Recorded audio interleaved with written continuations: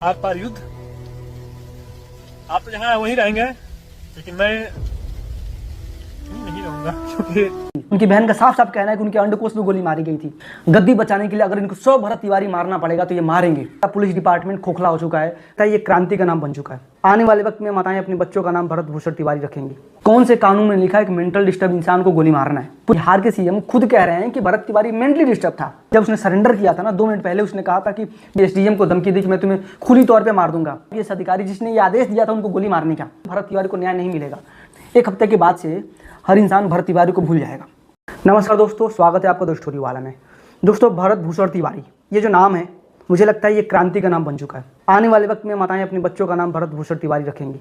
और ये बात मैं इसलिए कह रहा हूँ क्योंकि भरत तिवारी ने जो सवाल उठाया सिस्टम से पिछले 5 सालों में, वो सवाल हम और आप और हमारे से लाखों लोग नहीं उठा सकते हैं। कितने लोग होंगे जो कोरोना टाइम में ये बोल रहे होंगे कि मैं अपना शरीर सरकार को दान दे देता हूँ, रिसर्चर्स को दान दे देता हूँ, डॉक्टर्स को दान दे देता हूँ, क्या आप उसे रिसर्च करिए। भरत तिवारी का एक पत्र वायरल हो रहा है जिसमें वो प्रधानमंत्री को लेटर लिखा उन्होंने कि मैं अपने शरीर को दान कर रहा हूँ, आप इस पर रिसर्च करिए, कोरोना का वैक्सीन बनाइए। आपको लगता है कहीं से कहीं इंसान मेंटली डिस्टर्ब था? और अगर मेंटली डिस्टर्ब था तो उसको गोली क्यों मारा गया? कौन से कानून में लिखा है कि मेंटल डिस्टर्ब इंसान को गोली मारना है? पूरे इंडिया में कोई सिटिंग चीफ मिनिस्टर नहीं होगा जिसके ऊपर इतने मर्डर के केसेस होंगे जितने उस इंसान के ऊपर है। बिहार के सीएम खुद कह रहे हैं कि भरत तिवारी मेंटली डिस्टर्ब था। पुलिस वालों से उनकी बात हुई है, पुलिस वाले उनको पकड़ लेंगे। और होता क्या है, बेचारे को 5 गोली मारी जाती है, 5 गोली सिस्टम से सवाल करने के लिए।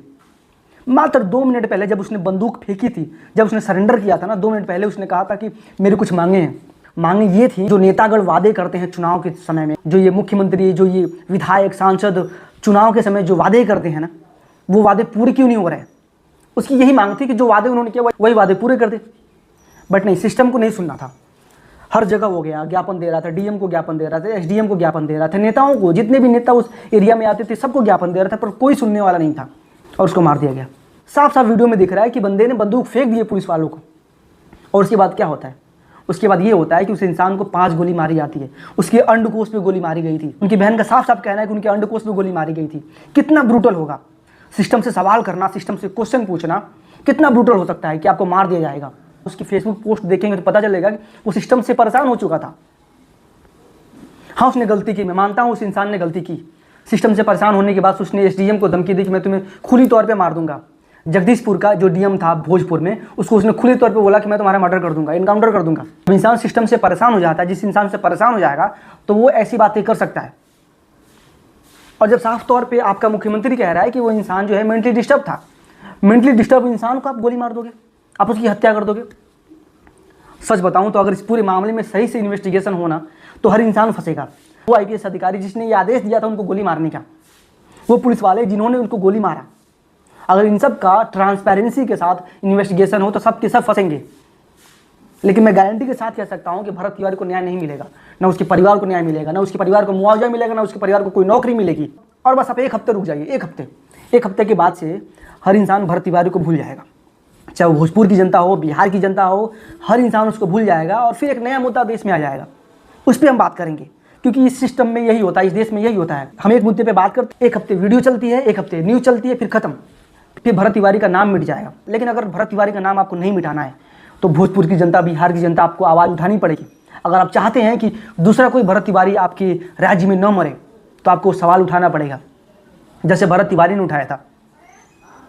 आपको ताजुब होगा ये जान के कि जिस उम्र में भरत तिवारी शहीद हुए हैं, जिस उम्र में उनकी मृत्यु हुई, उनको मारा गया है, उतनी ही उम्र थी जब हमारे बहुत सारे क्रांतिकारी, भगत सिंह 23 साल, चंद्रशेखर आजाद 24 साल, खुदीराम बोस 19 साल, का 31 साल, ये बहुत कम, करतार सिंह 19 साल, बहुत कम उम्र था जब ये सब लोग अपने देश के लिए शहीद हो गए।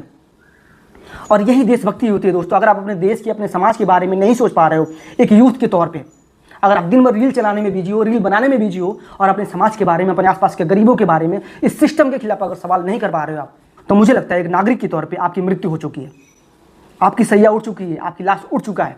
और मैं पूर्ण रूप से मैं इस बात का सपोर्टर हूँ कि अगर आप पूरे 60 साल 70 साल घुट घुट कर मर रहे हो, उससे बेहतर है कि आप 20 साल में, 25 साल में देश के लिए कुछ करके मर जाओ। बाकी जैसा भी हो, बाकी भरत तिवारी को न्याय मिलेगा नहीं मिलेगा इसके बारे में बिहार की जनता तय करेगी, बिहार के लोग तय करेंगे। बिहार का पुलिस डिपार्टमेंट खोखला हो चुका है। बिहार की जो सरकार है, सरकारें खोखली हो चुकी हैं।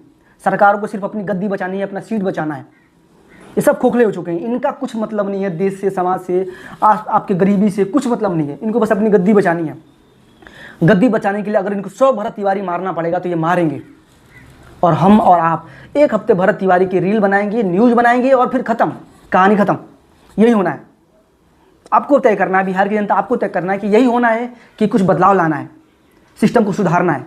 सिस्टम को अगर सुधारना है तो आपको कुछ बेहतर करना पड़ेगा, आपको आवाज़ उठानी पड़ेगी। अगर आप आवाज़ नहीं उठा पाएंगे तो इस देश में कुछ नहीं होने वाला। बाकी अगर आप मेरी बात से सहमत हैं तो आप इस वीडियो को लाइक करिएगा, शेयर करिएगा, सब्सक्राइब करिएगा। भरत तिवारी इस देश का सच्चा देशभक्त था, अपराधी था। आपको क्या लगता है? जैसा भी लगता है आप कमेंट बॉक्स में जरूर बताइएगा। धन्यवाद।